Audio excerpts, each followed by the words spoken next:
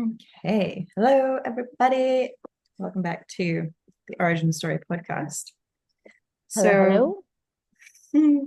we were just having a little drop-in check-in, and there's a storm raging. So we're like, oh, maybe today's not the day for recording. And I was like, oh, and there's nothing really coming to mind at all to be talking about.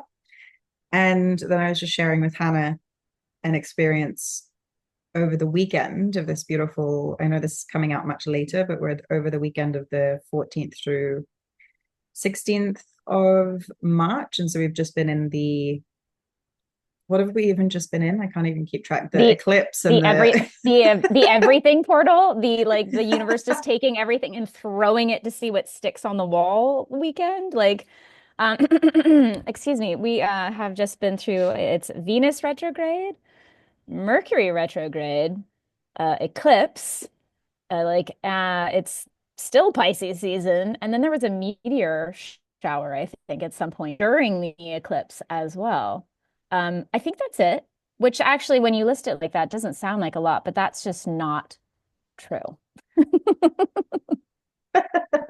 Oh, only five things? Well, those are only the five things that we're focusing on. I think there's at least two other planets in retrograde, and spring equinox is coming, and Aries season, and we can continue. The list is endless, but it was just those five things, quote unquote, over the the weekend. everything portal. It was like Yeah, everything the portal. great, the greatest name for it ever. Like the everything bagel, but with personal growth. It's great. Super great. With the planets, yeah. The universe is an everything bagel, and the planets are all the things on top of it. Yeah, exactly. Yeah.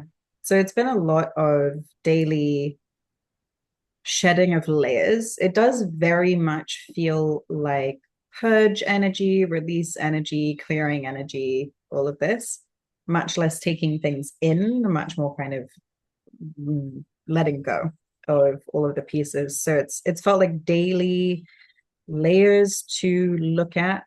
And I know I've definitely been in it. Part of my intention for March and these big energies was to be deeply transformed, but to have a great time doing that, allowing for that. And one of the pieces that came up over the weekend was as I am shifting in my work, not massively, but just tweaking the outsides of it. That kind of lead in was showing me, what's my next phase of embodiment? What's my next phase of evolution? What am I focusing on learning and growing into? And there was a lot of words like stability and sustainability and expansion and holding and being consistent and all of these things. And I dropped into this space of being like, okay, so it's kind of like the mother archetype or the queen archetype. I need to be able to not just bring through ideas and creations, but really nurture them into something solid, stable, and bigger. And I've been in an experimentation experience for a long time. And part of the exploration of this and getting ready for this was recognizing this archetype that was playing out that I was mortified was there because I've been in total denial that it was there because of the way it's viewed. And that was the princess archetype or the maiden archetype. And this energy is something that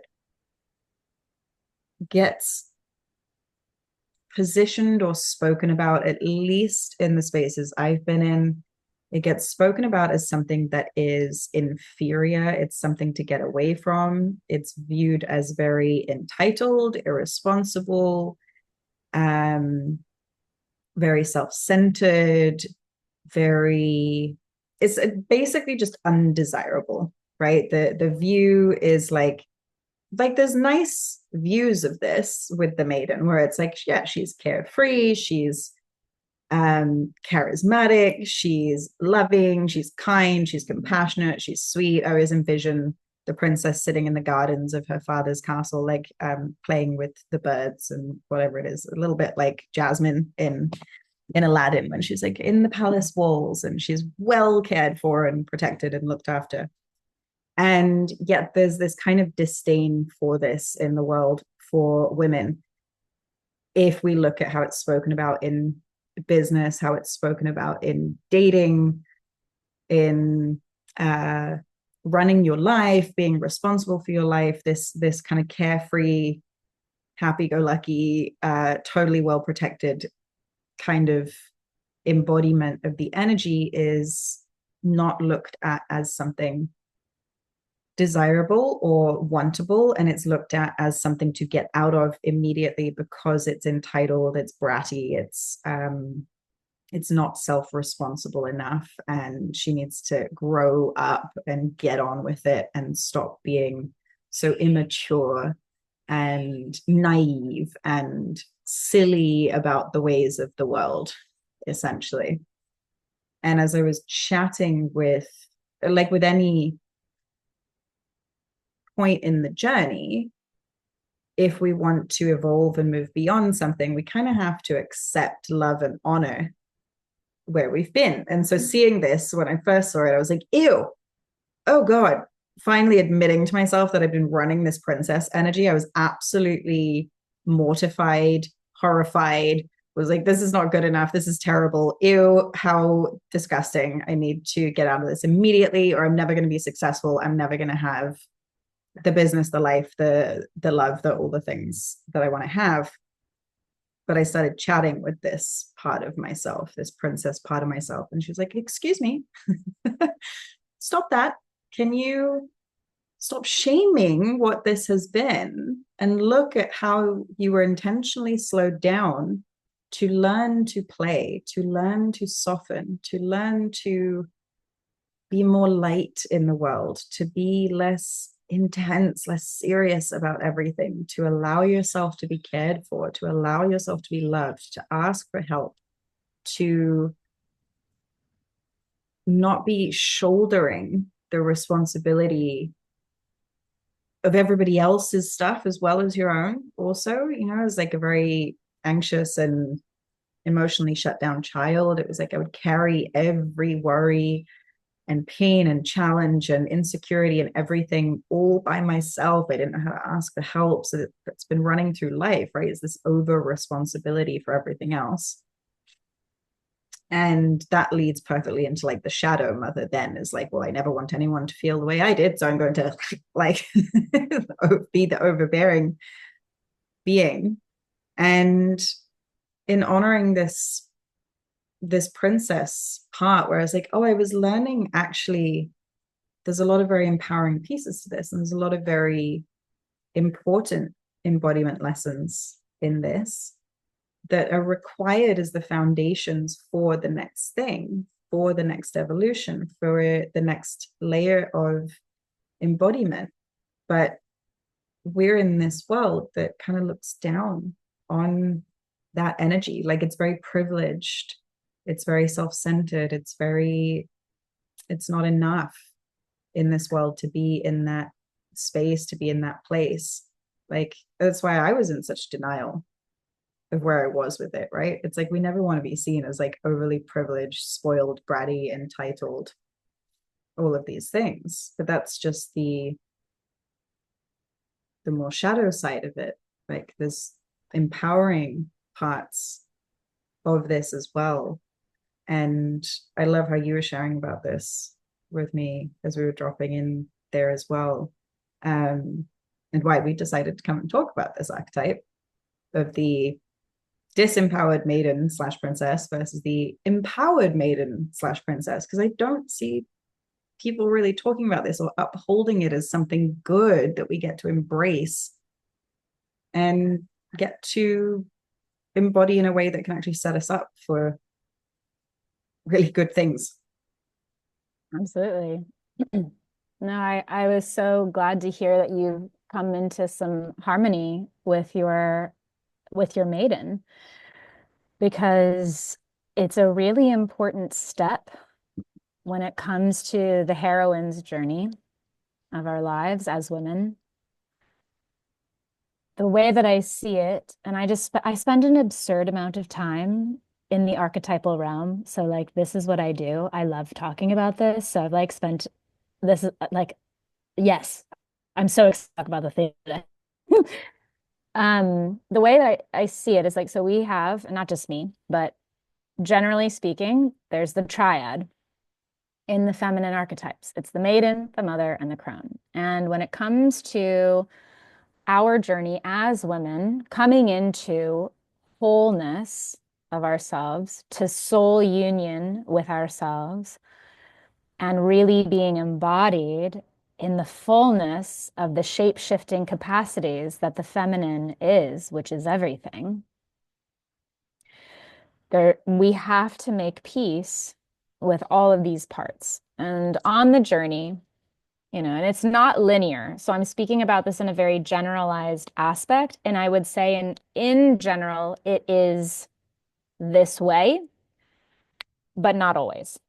So take it or leave it for what it is. But essentially, we enter into the world in maiden form and quickly as you were speaking, it became very clear. We go quickly from being like, the princess, the little girl in the family, to going straight to either mother or whore, essentially. Like that's usually how society like treats women. It's like, oh, my little sweet princess, you're so sweet. And then as soon as the blood comes, as soon as we start bleeding, it's like straight to whore or to chaste, I'll say chaste mode, not virgin, because virgin it means sovereign, means empowered. So we skip the virgin, we go straight to chaste or whore. None there is like none or whore like mode essentially. And essentially that, it does not set the maiden up for success to actually come into an embodied mother role, which means that on our journey of awakening, we now need to reparent ourselves and learn how to become mother to ourselves. All right, so then there's that mother archetype. And then there's usually some form of activation of crone. There's some sort of death process. There's some sort of wisdom keeper activation and the opportunity to step up into sovereign. And for those of you who've been following me for a while or you've been listening to the podcast, I know I've spoken to this, I'm sure I have. But in Old English, the word crone and crown very likely would have been pronounced the same way. So I connect crone medicine to the alchemized queen. So we step into sovereignty. Then what isn't spoken about on this spiral journey of awakening within these archetypes as women is we have to then come back into maiden, right? We come back into maiden from crone and we then ignite and make peace with the maiden, the empowered maiden. And the it's so interesting because it always comes back to language for me, you know. The word princess, even maiden, but definitely princess, has such a negative connotation these days. Don't be a princess. Like I remember my mother was always so supportive, but there were a couple moments, and I won't blame her too much because I think she was going through the change of life herself. So she was activated, all these hormones were going for her as well. And I love my mother. She's just been wildly supportive in so many ways. But a couple times to get under my skin, she goes, "You're behaving like a princess," with like such disdain. And I remember just being like, oof. I don't want to be considered privileged. I don't want to be considered a brat, just like you said. And so and society at large these days has completely rejected the Disney princess mode in so many ways, right? Because that's, for the most part, I would say, the West's affiliation with princesses, right? It's either Disney or it's like Princess Diana or Princess Kate, or Princess, Megan or whatever. But it's like it's pedestaling the princess and then also like tearing them down too. There's a lot of really convoluted connections and affiliations with the princesses.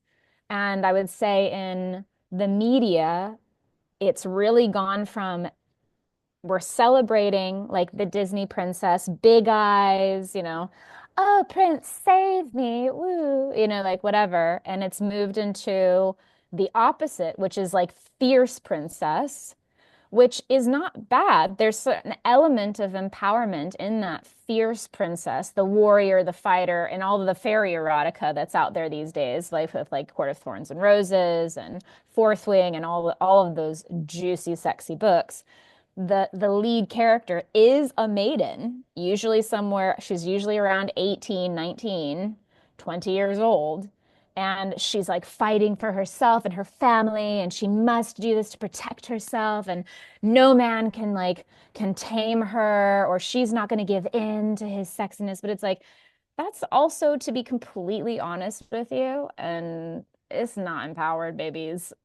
It's still wounded princess. It's still wounded maiden because she's being triggered based on former ways of being. It's still, the trauma is still showing. Like the trauma is still showing, babies. So, what does it actually mean to come into harmony with the empowered princess or empowered maiden? It's the remembrance of the softness. It's the remembrance of the purity.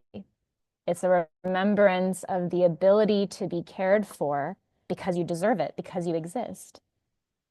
It's the ability to be in deep connection with wonder and beauty. People don't want to talk about beauty anymore because it's been so convoluted to mean makeup and like injections and hair and makeup and nails and like all the things.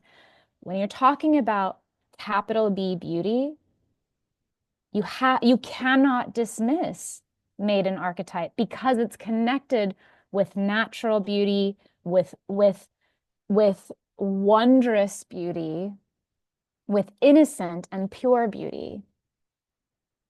I'm not talking about age and being young. Of course, there are aspects of that, but there are plenty of women who are in their 60s and 70s who hold pristine maiden energy. And I know some of them.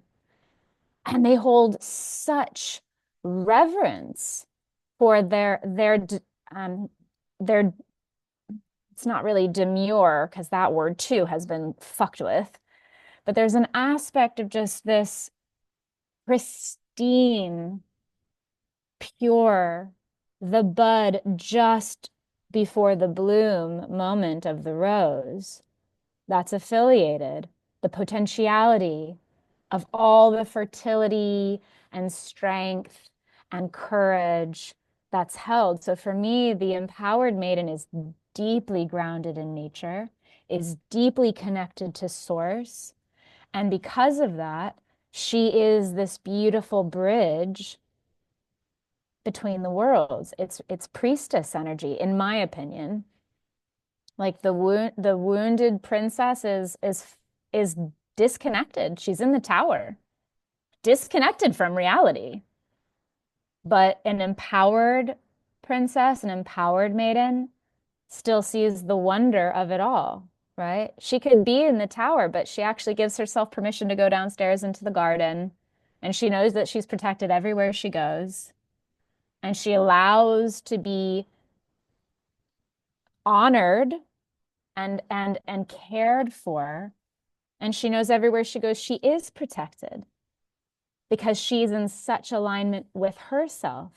So it's a really beautiful thing for us to come into our maidens once again, once we've fully rejected her, to come back in. And actually, 2 years ago, at this time, which is fascinating that it's come up for you as well at this time, 2 years ago during the spring equinox, which was also a doozy one where everything was happening all at once. I had a eulogy for my maiden. I actually Mm. had a funeral for her, and it was a very important, like the wounded maiden. I had a funeral for her, and I thanked her for everything that she had experienced to get me to where I was, that she too had a space in this world to exist. and that she wasn't for nothing, but that she just wasn't a part of me anymore. Not in that problematic kind of way. And as soon as I said goodbye to her, that was when I started stepping into a relationship with the masculine, external to myself, that was very confronting in terms of like how to be soft and receptive, but still strong and in my center when it came to magnetizing. And I started magnetizing in very strong masculine into my field, really strong masculine into my field. So the polarity of that was really interesting for me to come into harmony over because everything I'd been taught how to behave as a woman was, which in over independent, again, all stemming from wounded maiden archetypes, was put into question. And I had to sort it out for myself because there's not really an answer. Not really. You have to sort it out for yourself. And then how does your particular flavor of maiden then desire to interact with the world? I had to sort through that. And I was like, wow, this is what works for me with the masculine. This is what they are. This is what there's like turbocharges them. This is not working. Right. And all of them are different. So it's just, I don't know. It's endlessly fascinating to me. I've talked a lot, so I'm going to just pause and drink some coconut water because like I could just continue and I certainly will, but I don't need to in this moment. All right, I'm stopping talking now. Sorry, where we are. Wow. It is. It's super, super, super fascinating. I think I see yeah, like there were the two examples of like Disney princesses there that I think I feel like demonstrate the impression of the princess or the maiden that I've received, which is either like the Princess Jasmine type, right? Where she's been behind the walls of the castle and she's been overly protected her whole life. And then it's only in leaving that and going out into the world with Aladdin that she then sees her life as purposeful, useful, interesting, fulfilling. Um, the worthiness and the use of the life, it's not enough. It's not enough to be behind a wall and surrounded by beautiful things. The hunger is there to go and be somewhere else. And so there's kind of that picture that's painted where it's like this is always going to be dissatisfying. This is always going to be not enough. The other one that dropped in was Cinderella. She doesn't have a right to the beauty, to the princesshood, to the nice, lovely, being cared for things. She has to work really, really, really hard, and she has to look after herself and be hyper independent and, look after everybody else who's like the sisters are in their princess mode, like 100%. And they're then also painted as really horrible, right? Literally, like, aren't they like the ugly sisters or The ugly the the ugly ugly stepsisters, stepsisters? but they're still technically maidens as well, but not portrayed as such. They're actually like crones in maiden body. Like, you know what I mean? It's kind of interesting to see Mm, that. But yeah, the ugly stepsisters, of course. yeah. So again, there's that facet that's then painted as undesirable. Like you have to work really, really hard, and then a fairy godmother will appear and like come to your rescue. And then when you've worked really, really hard, then you can have this princess experience, but it's only magical and it's gonna require a fairy godmother that's going to transform you into this princess being because you've earned it by being humble and being a servant your whole life. And I think this is kind of how I see it play out in life, where it's like either we're in a life of privilege, we are supported, we are looked after, we are held, And that's not enough. And we don't appreciate it and we push it away. Or we then also have this experience where it's like a lot of the things I've witnessed in myself and other people are like those of us who have the judgment of the princess being really inferior is so much this um having had to work so hard, be overly responsible, be hyper independent, be influenced in that way, and then coming to a place where later on, eventually, if you're doing your work, if you're tapped in, if you're, tuning in and learning what is actually correct for my body, it's like at a certain point, you're going to have to come back around and slow down and actually learn to be cared for. And it's like really and enjoy life and be in pleasure and be in the ease and all of this. I think I see this a lot in kind of like the coaching self-development space.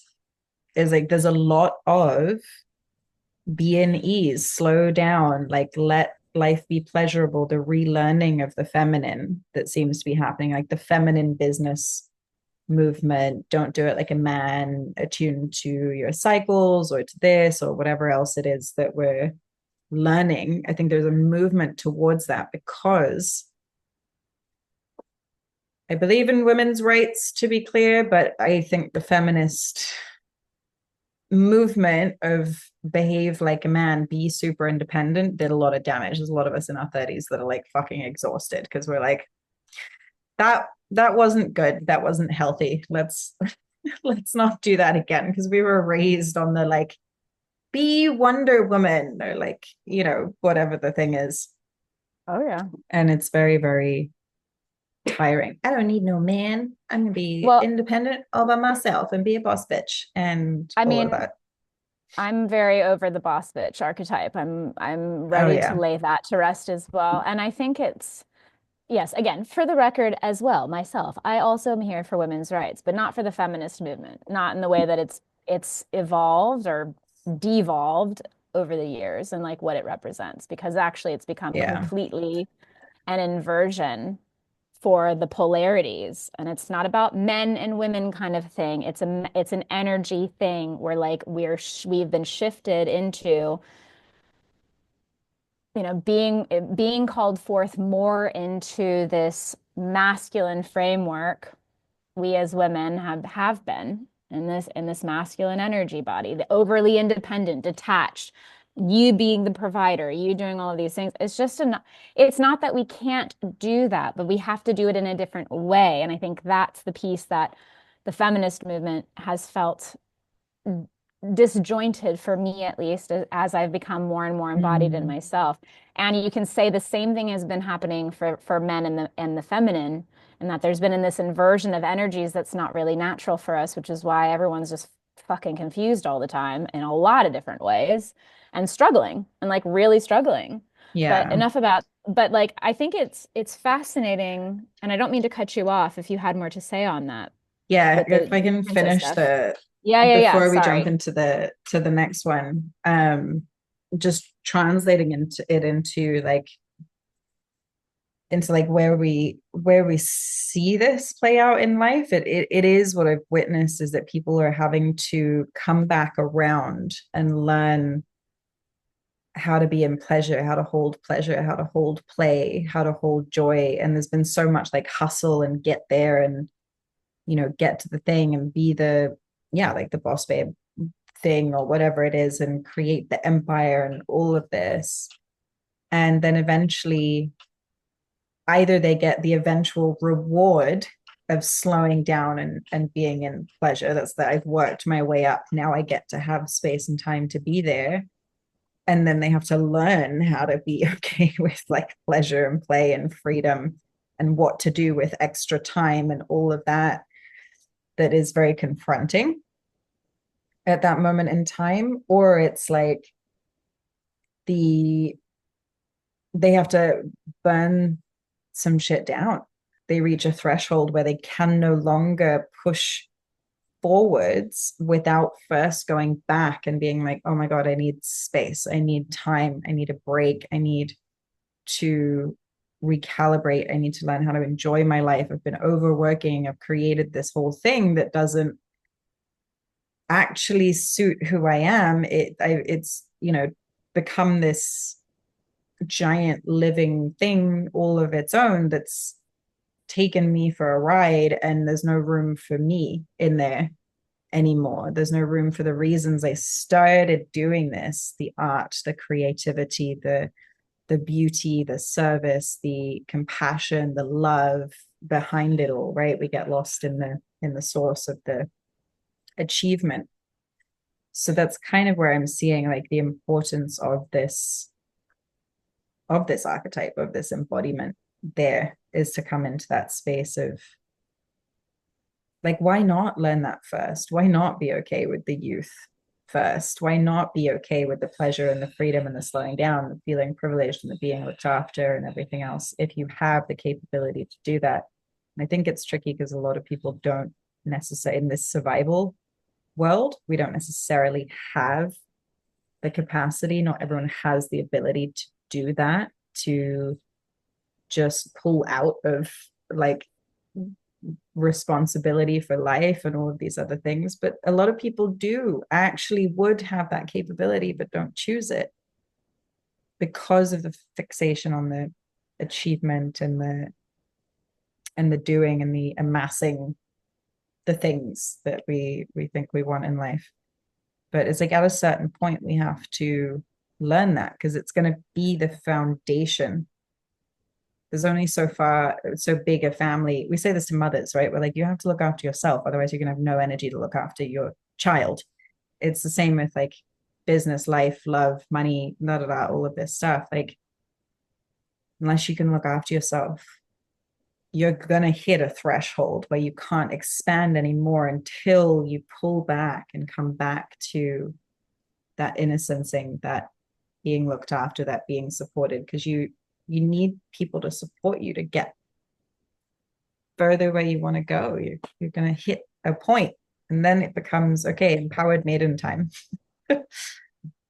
Yeah. Well, I love that. I love your experience of Wounded Maiden, and even what Disney princesses came to mind and how you are connecting into your flavor of it in disempowered maiden energy. Because I'll be honest, I don't I don't fully relate to that version of the maiden. The Mm. princesses that were coming up for me and my own experience of maidenism, wounded maidenism, um, are like Sleeping Beauty and Snow White. And it's interesting for me because in my own experience of growing up, one of the things that I'm very grateful for, but it has been a double-edged sword for me that I've had to navigate with my own maiden, is I was so protected. My innocence was so protected growing up. I mean, my mother really wanted to make sure that I knew that there was evil in the world and that I needed to be protected. And in some ways it was absolutely brilliant. And in some ways it created me to like really fear the outside world and desire to like stay inside, like Rapunzel energy in a lot of ways. Um, but I like desired to stay hidden, right? Like for instance, an example is if anybody came to the door who we didn't know, she would be like, "Oh, Hannah, this stay in the other room." Or like, "I won't, don't get the door, I'll get it." You know, there's the workers or construction workers are coming, like just hide yourself essentially. Like quite literally, stuff like that. And it's nothing against construction workers. It was just like my mother knew how, sexual harassment and assault can work. And it's like she just wanted to make sure I was protected, right? So I was very innocent and very pure till I'll say till college. And I mean that in an energetics way. I also mean that in a sexual way. Like I didn't quite know what to do with myself. I was very chaste and very pure in so many ways. And it's interesting that you were calling forward, Jess, like why can't we be in the playfulness and in the innocence and have that be accepted first before we can go into the other pieces?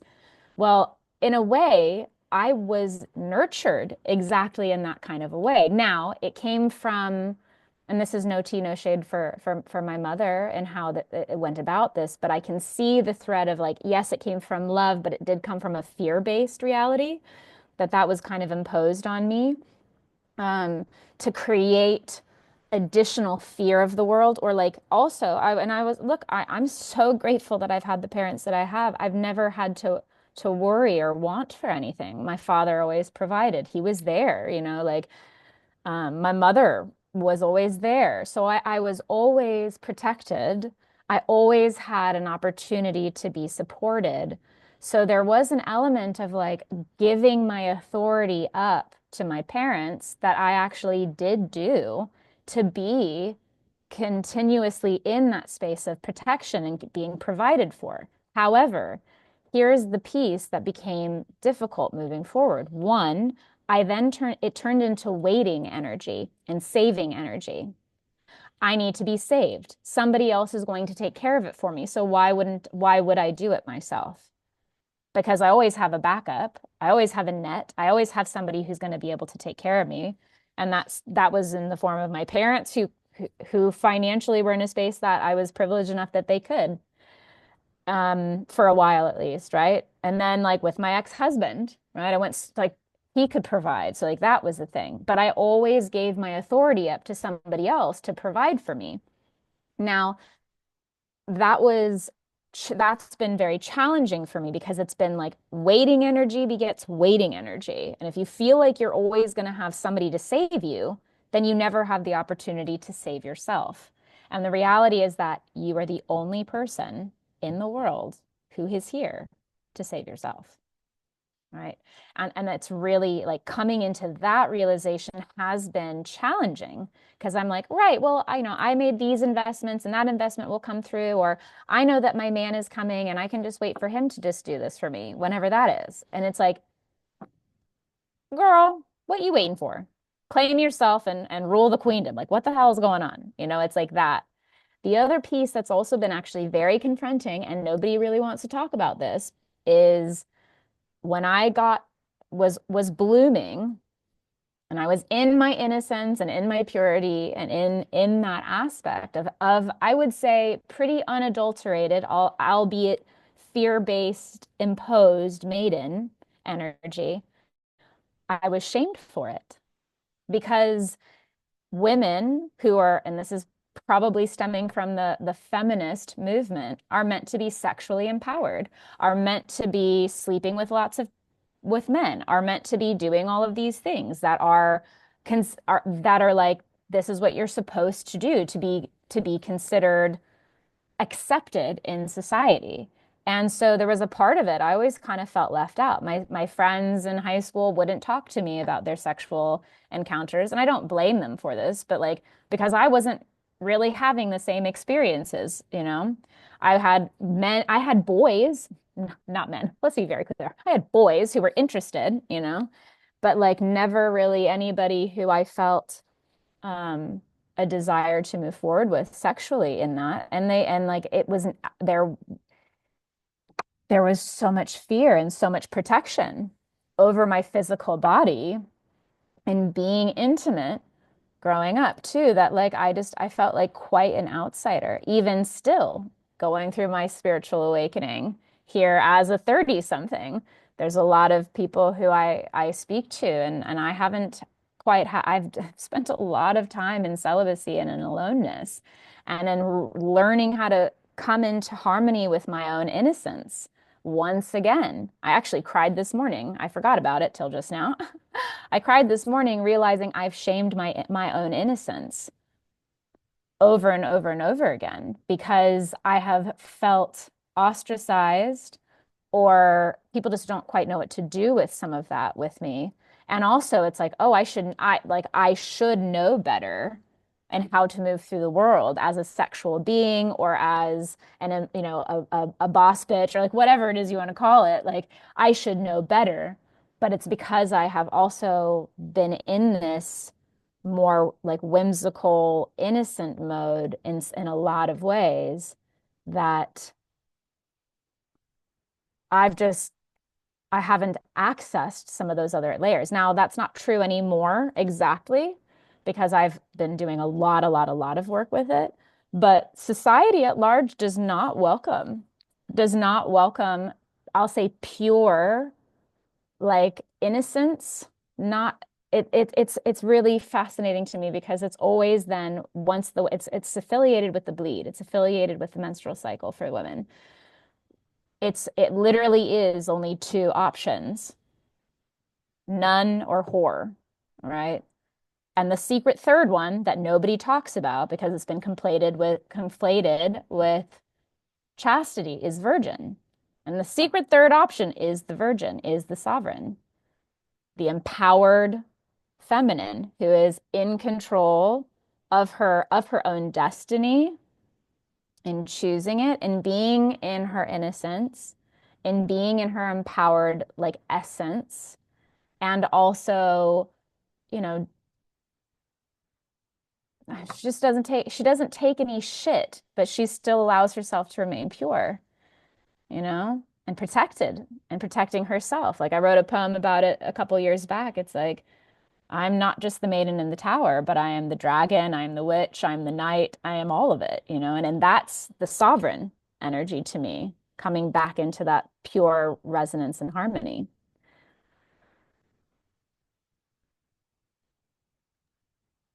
Hmm. I love that. So beautiful. The As you were speaking to all of that and those experiences, what was kind of dropping in was like shows like Downton Abbey and Bridgerton and all these like, ye olden. I love period pieces, period dramas. They're great. Um, but I've always been super fascinated by like British history and different time periods, like the Tudors and the Victorians and all of this. Anyway, so I've always found it fascinating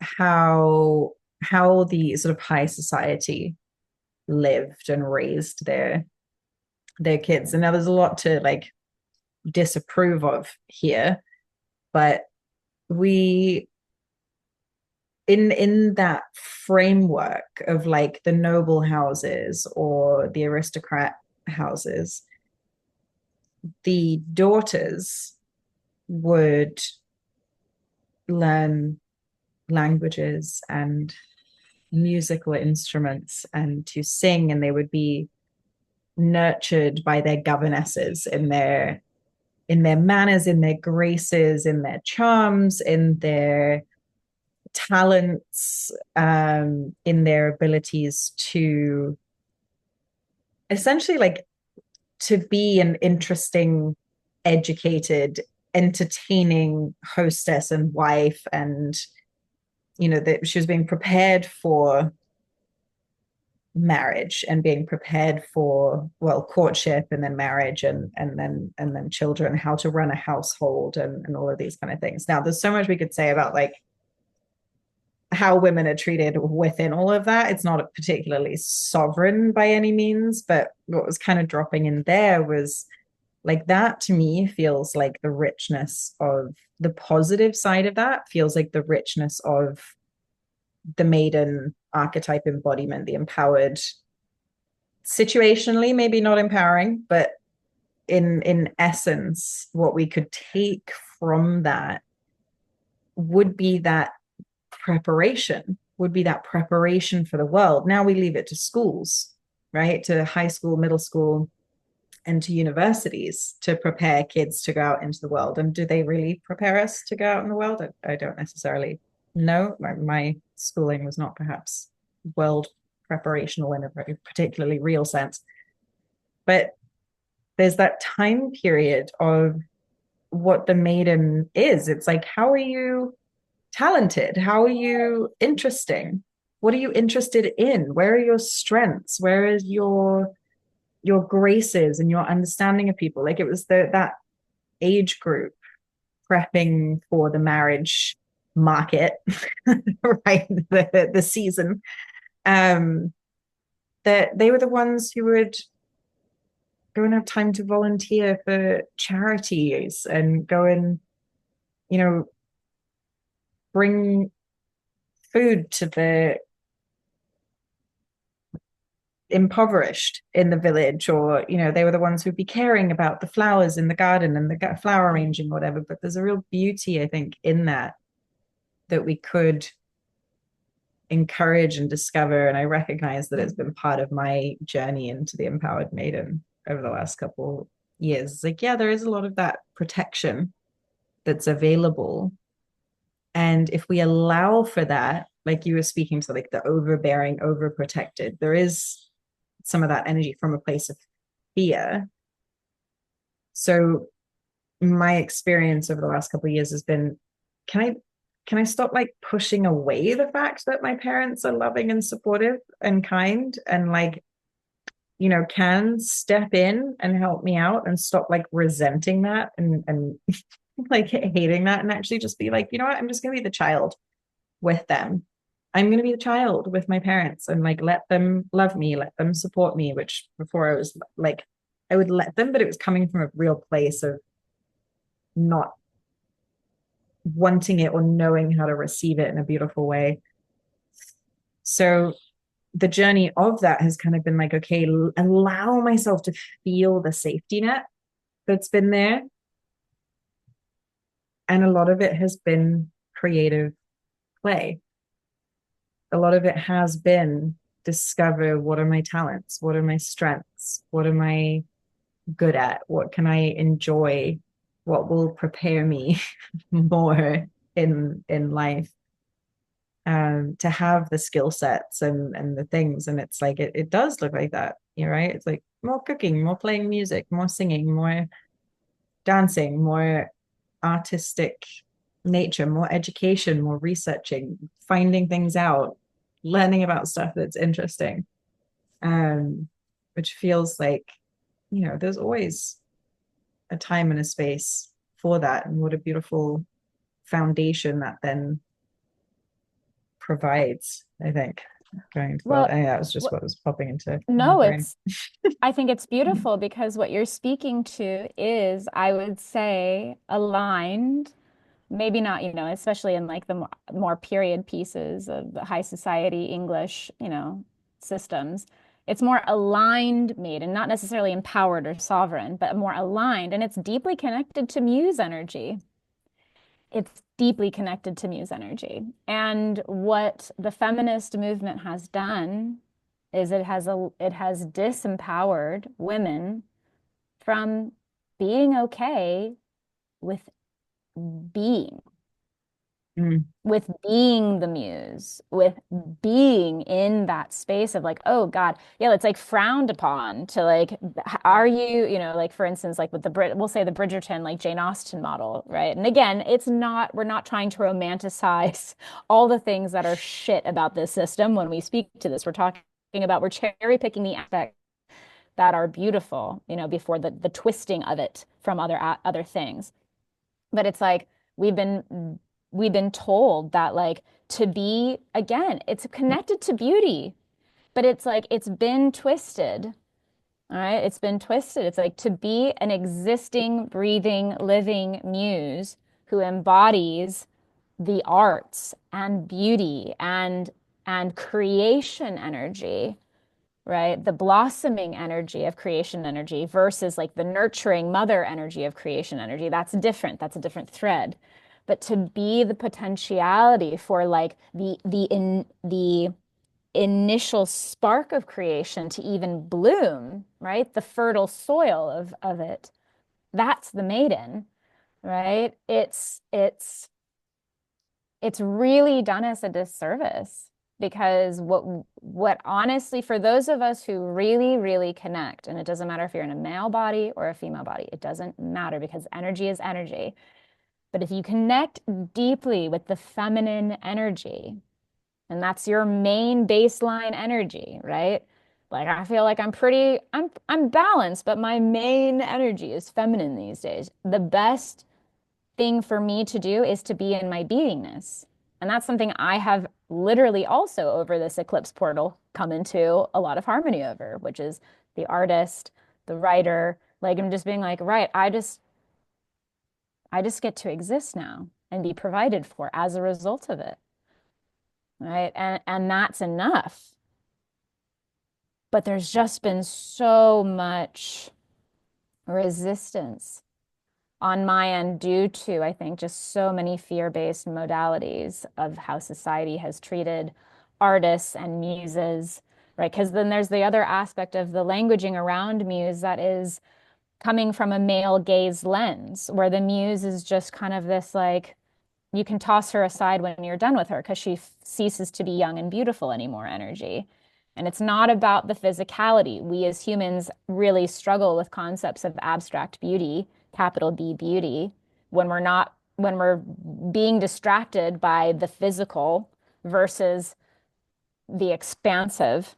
But like if you look at that example on a metaphorical level, right? The male gaze and the muse and like casting her aside because she's no longer physically beautiful. It's really just a metaphor for like when a woman ceases to be in her creation energy, her potentiality, her spark, her playfulness, her whimsy, her wonder, then she ceases to be beautiful. And it's like we can, she kind of just like moves straight into, I'll say, disempowered crone, right? Because there's an empowered and disempowered for each of these archetypes, but then she can go into disempowered crone, being tossed aside because she isn't physically beautiful anymore. It's not really about the physical beauty, babies. It really isn't, because we know this. It's a cliche, but it's a cliche because it's so fucking true. Beauty comes from within. And you have to come into peace with your innocence in order to allow for capital B beauty to exist and radiate through you. And you don't do it for anyone or anything other than yourself. And I think that's the other piece about Empowered Maiden that's so important. That's where like the Bridgerton model and like, the traditional princess model becomes problematic because it's like always for a man, always to be married off. You must do this to be prove your worth. It's not about that. Like pure maiden energy, she sings to the flowers and talks to the dragonflies because it brings her joy, because she believes in the whimsy of the world. And that begins to radiate outwards. And it's you then then everything life magnetizes into her. Love, prosperity, all of it, protection, all of it. Because the world then swirls around to create this vortex-like energy of like protection. This is and this is so beautiful. Oh, wow, I just dropped in. This is what is truly missing in the dynamics between men and women right now. Men are very lost. I don't know if anyone's paying attention to that, but men are very lost right now. They need a lot of support. They need a lot of support because they don't know how to lead. They don't have the examples of what true masculine leadership looks like. But here's the other piece of it that nobody really wants to talk about. And when they do, they talk about it from a space of, I'll say, gender stereotype, which is disempowering for women and for men. Men don't have anything to protect anymore. That's their Mm. duty. Their duty is to protect. The feminine leads from a space of heart, and the masculine, like knights of the round table and kings, are here to protect. But if women have no need for men because we're so independent and we're so blah, blah, blah, blah, blah, and we're out of our muse, right? And we're casting them aside, they don't have anything to protect. So what's the purpose of protecting the lands? What's the purpose of protecting the family? What's the purpose of protecting the innocence when there is no innocence left to protect? And the feminine women are being called forward to remember their innocence, to remember that there is something to protect, not to be the damsel in the castle, not to be the damsel in distress. That is not at all what I am saying. But to remember her connection to wonder and beauty and creation, energy, to give men, to give the masculine something worth fighting for. Capital B beauty. That's like that level of beauty. What I resonate with, capital A art, with capital A awesomeness, with God energy. This is what it means to be a living goddess. To be in such wonder and purity and magnetism with yourself that the world, it's not just about men, but like let's just like you are spirit masculine energy even protects you. Like I don't know how to say this any other way. Like I really feel like I've come into such a resonance with my maiden these days. Like, and I swear to God, I am fucking Snow White. I am speaking to the plants every day. I open the doors like the real life Disney princess. And I'm not doing it because of this. It just feels good. I open the doors. Good morning, Mama Bali. Good morning, house. Good morning, fairies and dragons. And I'm speaking like, and it's just, I feel so protected by spirit, right? And it's just like, it doesn't mean that I don't do things to not take care of myself. It's not like I'm just like, okay, spirit's got it. I don't need to do anything. It's just like, I feel so protected. I'm in such deep trust that that's what's happening. And it is because in the past several years, but especially the last two, I've come into real deep harmony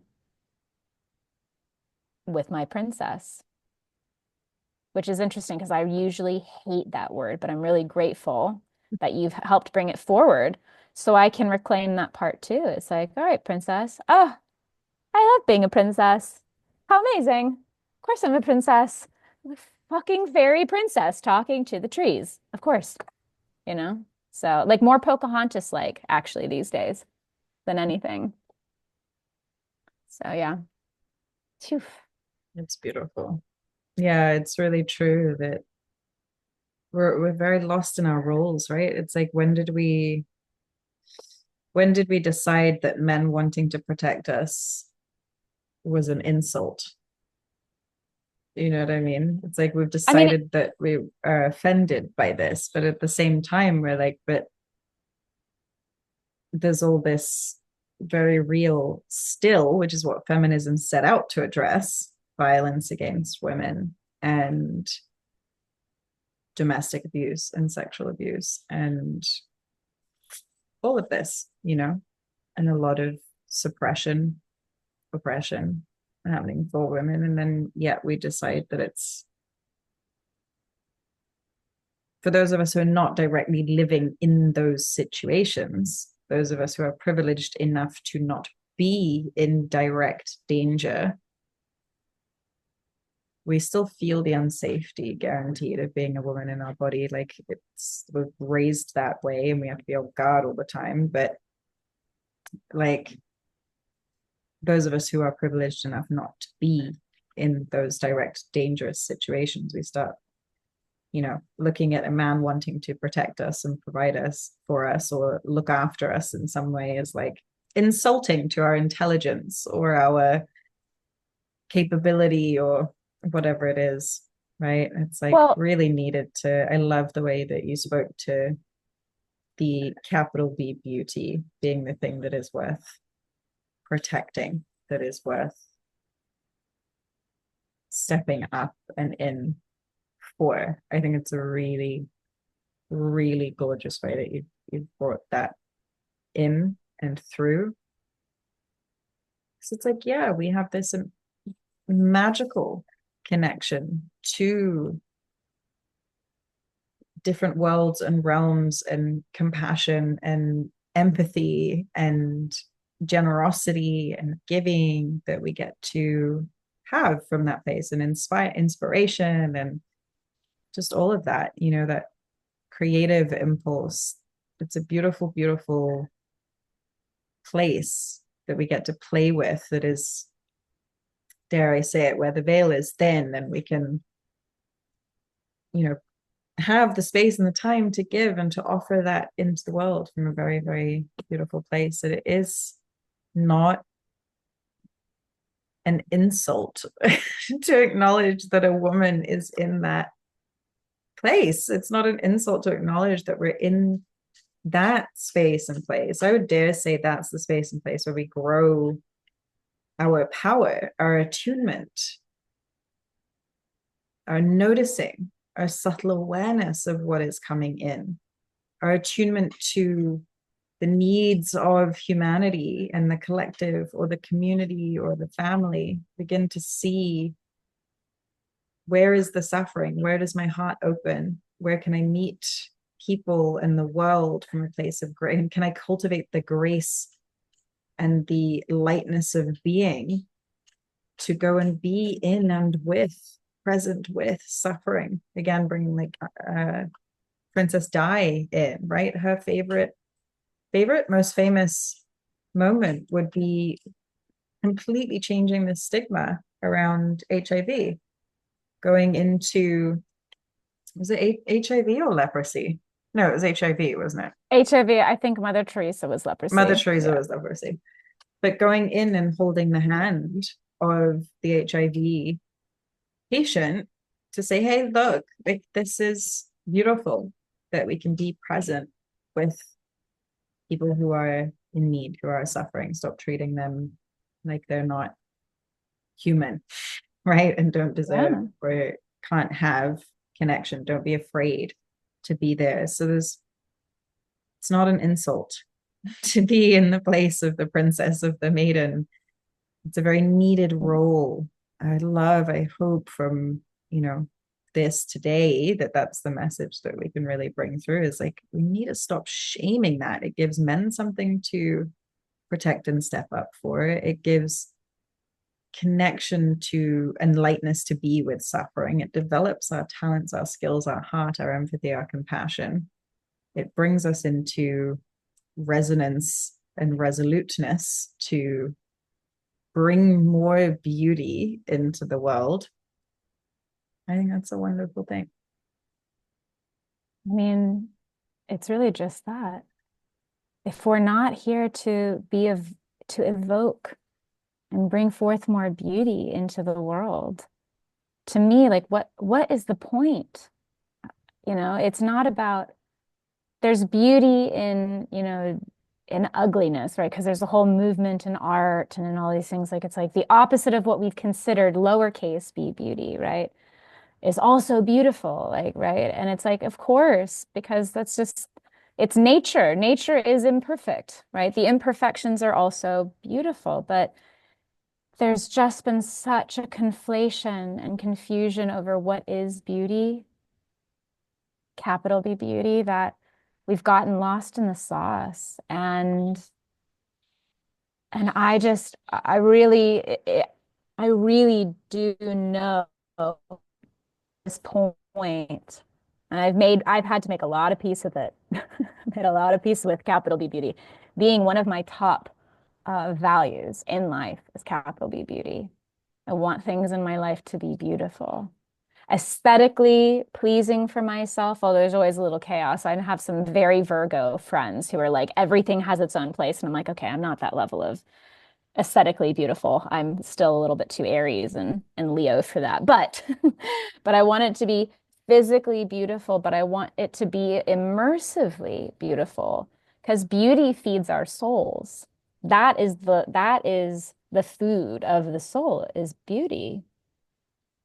Like what is it? I think it's I forget what it comes from. I feel like it's some sort of Orphic hymn, but it's like if beauty be the food of love, sing on. Mm. Right? And that's what we want. And that's what I want to be my contribution into the world. That's part of what I've been coming into resonance and harmony over for my own purpose in reclaiming, really not just reclaiming, but like claiming claiming my artist, claiming how I get to move through the world, how I desire to move through the world, how I most naturally move through the world. And it's by evoking beauty. And beauty, by the way, especially like capital B beauty, like which is what we're talking about, but I'll just keep saying it so that we don't forget. Right? Let's repattern the brainwaves to like just know this is what beauty gets to be now. This is the new definition we work with.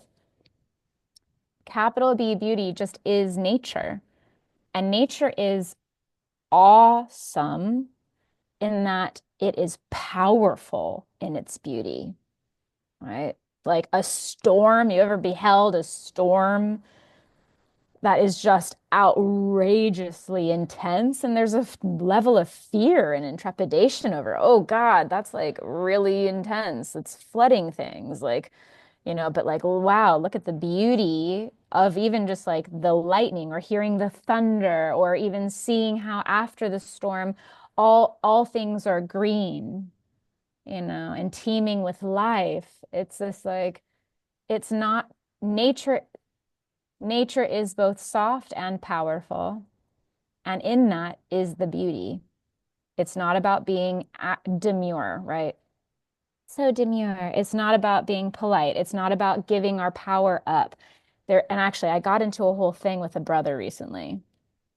It was interesting. He sent me a reel of a woman on her wedding day getting down on her knees to her husband and saying, um, I, uh, oh God, what was the word? This is what I kind of got in the fight over with my friend over. But basically, she like got on her knees and she was like, oh my gosh, it's gonna drive me nuts now. What is that word? She literally like, Submit. yes, thank Just you. She hazarding goes, a guess based on the yes. yeah. She got down on her knees and she goes, I submit to you that you will lead our family forward. And there was a level of beauty in that. I'm not gonna lie, there was also something deeply triggering for me. I'm like, what are you doing? Girl, get off your knees. Girl, let him get on his knees first.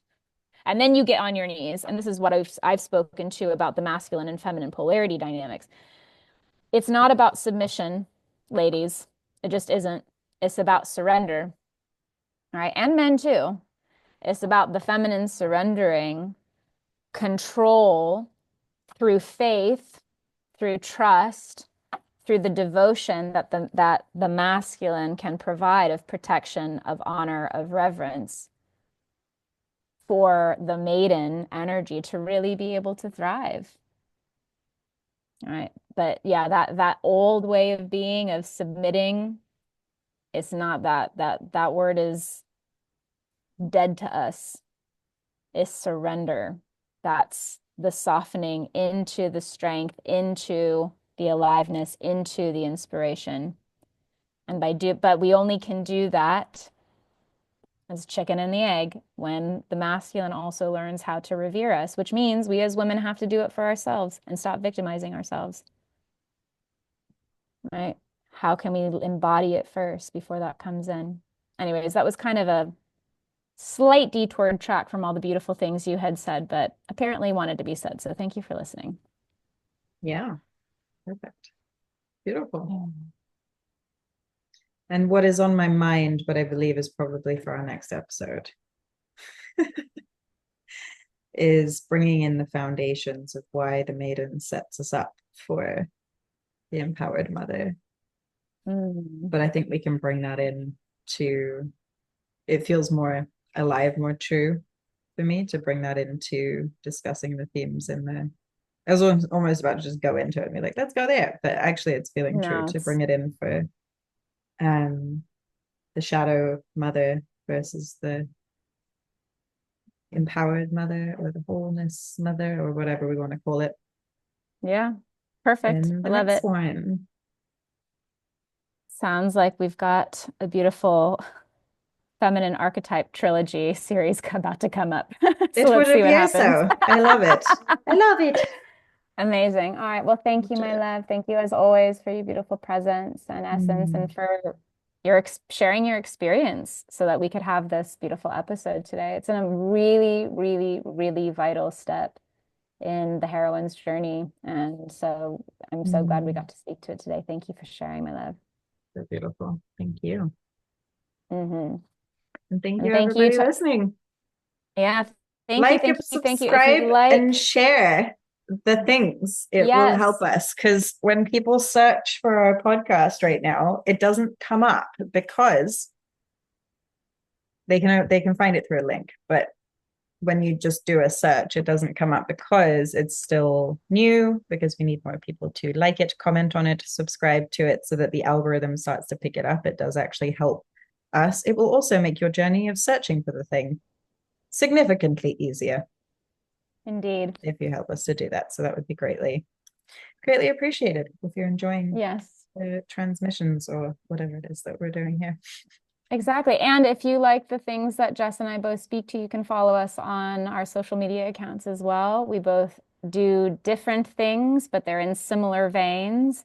And you can come and follow us, support our work, and hear more about what we speak and write to, and share that as well. We're very grateful for you being here, and we're here to support one another and you all and uphold you. And that would feel amazing to receive. So thank you. Yeah. Wishing everyone a beautiful week ahead. Much love. We'll see you Ciao. next time.